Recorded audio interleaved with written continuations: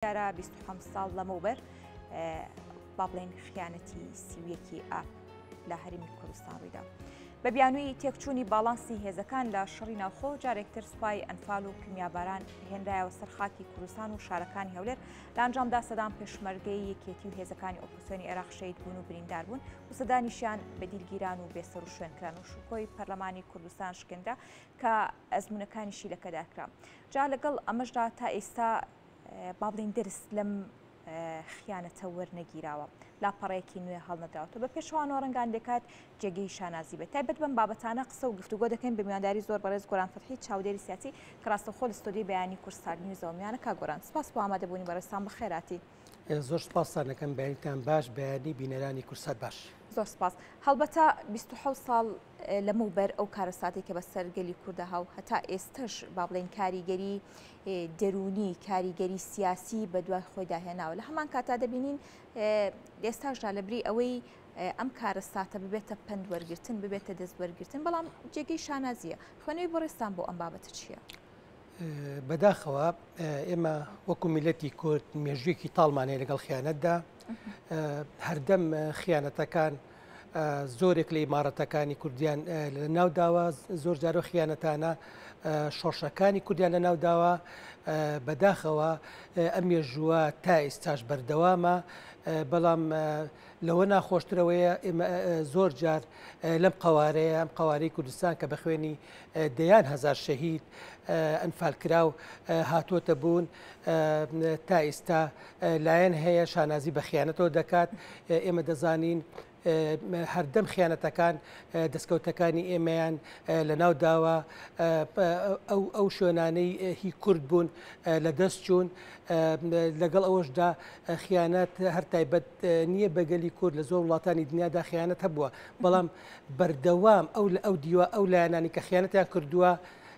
لایەنی قێزەوەند بوون مێژوو نەفرەتی لێکردوون.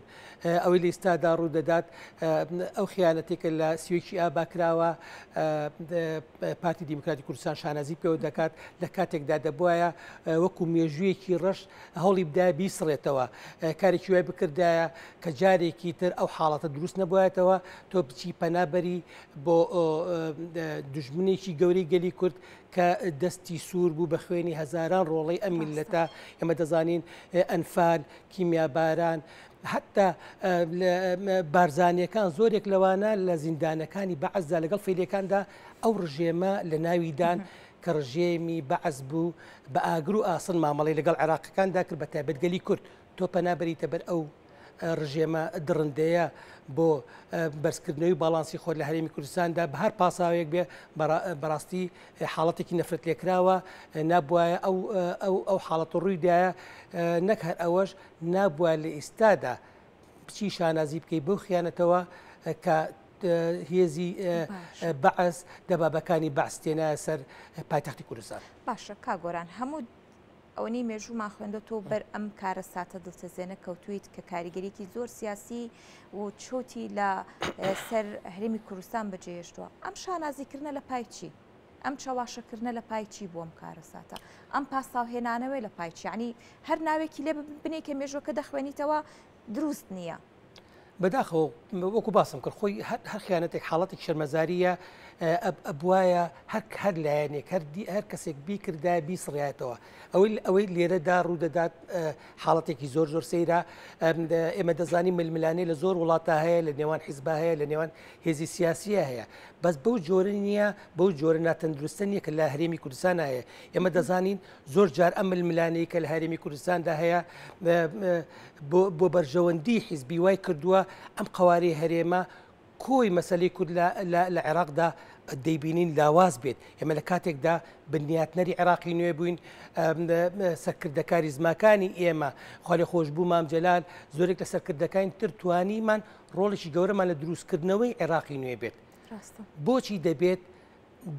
دەرس لەو وانانە وەرنەگیرێت لە ململانەکان وەرنەگیرێت کە پێشتر ڕوویانداوە لە هەرێمی کوردستان لە کاتێکدا ئێمە سەدان ساڵە هەوڵ دەدەین قوارەیەک بۆ ئەم میلەتە دروستکەین کە دوجار توانراوە قواری هەرێمی کوردستان بێت ئێمە سەرەتا بە بەهێزی هاتین ئەک دەزانین ئێمە پێش عێراق هاوڵاتی لە هەرێمی کوردستان زۆر بارودۆخی فەرمانبەر لە هەرێمی کوردستان زۆر بارودۆخی لە ناوچەکانی تری عێراق باشتر بوو ئیستەوا کراوە ئەو ململانەیە ئەو مامەڵە ناتەندروستی پارتی دیموکراتی کوردستان لەسەر گۆڕپانی سیاسی هەرێمی کوردستان هەروە لەسەر گۆڕپانی سیاسی عێراق بە گشتی کە دۆسی کورد لە عێراقدا لاواز کات ئێمە لە کاتێکدا لایەنێکی زۆر بەهێزی سەرگۆڕپانی سیاسی عێراق من لە ئیستادا تەنها چاوەڕێین موچەمان لە بەغداوە ببێت لە کاتێکدا زۆرێک لە دەستکەوتەکانمان لە ئیستادا لە مەترسیدا و بەغدا ڕازی نییە هیچیمان بۆ بکات دەبێت ئێمە بە مێژوی خۆماندا بچینەوە ئەو خیانەتی کە لە سیوشی ئاباکرا زەربەیەکی زۆر گەورە بوو بۆ سەر گۆڕپانی سیاسی کوردستان بۆ قواری هەرێمی کوردستان دەبووە ئێمە سوودمان لێ ببینیان نەک شانازی پێوە بکەین هەوڵمان بدە ئەو خەوشانی کە ڕووی داوە ئەو کێشانی کە هەیە بە دانوستان چارەسەرمان بکردا نەک بین ساڵانە لە بری ئەوەی ئەو خیانەتە پەردەپۆشکەینیان بیشارینەوە شانازی پێوە بکەین لەبەر هیچ نا لەبەرەوەی ئێمە بڵێن توانیمانە باڵانسی هێژارێکی تر لە هەرێمدا بەلای خۆماندا بەرین لە بەرامبەر لایەنێکی تری بەهێزی هەرێمی کوردستانکێکی نیشتیمانی کوردستانە کە دەبواە ئەم تۆ ململانێت دەگەڵ یەکێتیە ململانێکی دیموکراسیانە بووە پەنات بۆ سندوقەکانی دەنگدان ببردە نەک بچیت هێزێکی دڕندەی وەکو بەعس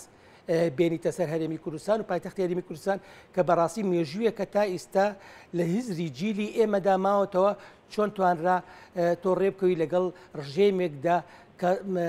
ماوەی 30 ساڵ گەنجی تۆی لە سێدارە دەدا هاوڵاتی تۆی دەربەدەرە کرد لە شارەکانی ناوچە ئێمە دەزانی لە کەرکک زۆرێک ناوچەکان کورد دەردەکران لەسەر ماڵ و حاڵی خۆیان گەنجی کورد زیندانی دەکرات ئەنفال دەکرایت کیمیاویانی شت نەما عێراق بەرامبەر یعنی حیزبی بەعس بەرامبەر بە کوردی نەکات تۆ بیت ئەم ڕژێمە چاو لە هەموو پۆشیت و بێنیت پایتەختەکەی تەسلیم بکەیت هەڵبەتە کاگۆران هەندێک خیانەت با بڵێ هەندێک ناکۆکی سیاسیە کە کاریگەریکی درێژخایانی دەبێت خیانەتی سیویەکی ئاب دوای 27 ساڵ کاریگەریەکەی لەسەر ئاستی سیاسی بە شێوەیەکی گشتی لەسەر لە کەدارکردنی هەندێک پرسی سیاسی کورچی بووە کاریگەری زۆری هەبووە ئێمە دەزانین زۆر جار ئەو ململایانیانە بە تایبەت خیانەتی سیوێکی ئاب وای کرد زۆرێک لە گەنجانی ئەم وڵاتە بەرەو دەرەوە بچن زۆرێک بڕواایە بە کوردبوون نەمێنێت لەسەر ئەم خاکە بڕوان بە کوردستان ینی ئەم کوردستانە نمێنێت کە ئەوان خەونێکی زۆرە پێوە دەبینی کە دوجار ببێ بە بنەمای قوارەیەک کە بتوان هەموو خەونەکانی خۆیان تێدا بەدی بێنن سیوێکی ئاب وای کرد زۆرێک گەنجی ئەم وڵاتە زۆرێک خەون بکوژێت تا ئێستاش کاریگەریەکانی لەسەر گۆڕپانی سیاسی بە تایبەت لە ململایەکانی هەردوو هێزە سەرێکیەکەی یەکێتی و پارتی بەزەقی بمێنێتەوە حاڵەتێکی نامتمانەی دروست کرد نێوان ئەم دوو هێزەدا بەڕاستی دەبواە ئەو دیوەی کە خۆی بە شەریک دەزانێت پارتی دیموکراتی کوردستان هەموو هەوڵێکی بدایە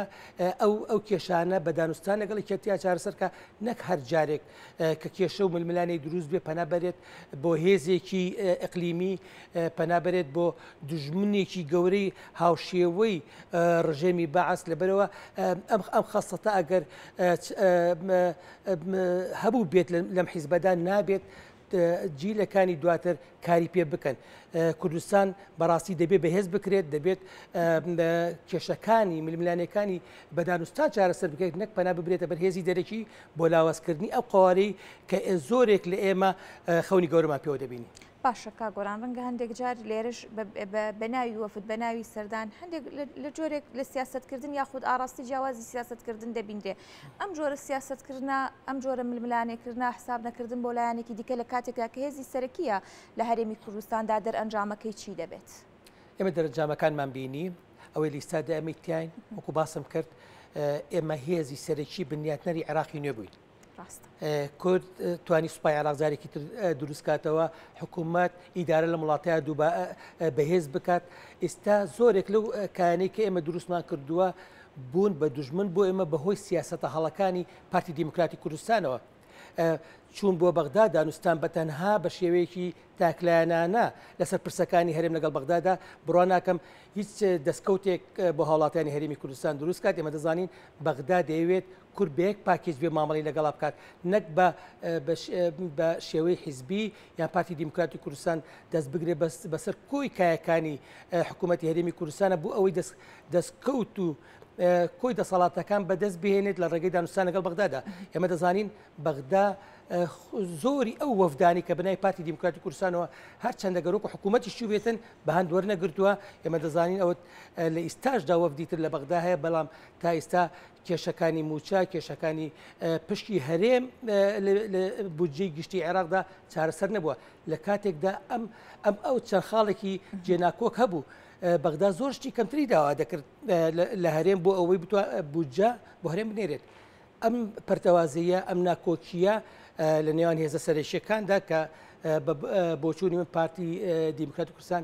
هۆکاری سەرەکی ئەم پەرتەوازیە لەبەر ئەوەی بەتەنها و هاوپەیمانی کرد هێزە سەرەکیەکانی هەرێمی کوردستانی بەجێهێشت تەنها بۆ دەستکەوتی حیزبی لەسەر حسابی کۆی بەرژەوەندی هاوڵاتیانی هەرێمی کوردستان کەمە دەزانی ساڵانێکە بەتایبەت دوای ساڵی 2014 و ململانەکانی نێوان هەرێم و بەغدا بەدەست ئابوووریەکی زۆر خراپەوە ئابوووریکی داتەپی کە کێشەی بۆ بژێوی هاوڵاتی لەم هەرێمەدا دروست کردووە دەبێت لایەنە سیاسیەکان بەتایبەت پارتی دیموکراتی کوردستان بە خۆی دابچێتەوە خیانەتە دەبێت وانە لەو مێژووە وەرگێت نابێت داکۆکی لە خیانەتێ بکات کە بەڕاستی قێزەوەنە دەبێت جارێکی تر بێتەوە سەر مێزی گفتوگۆ لەگەڵ یەکێتی نیشتیمانی کوردستانە بۆی بتوانن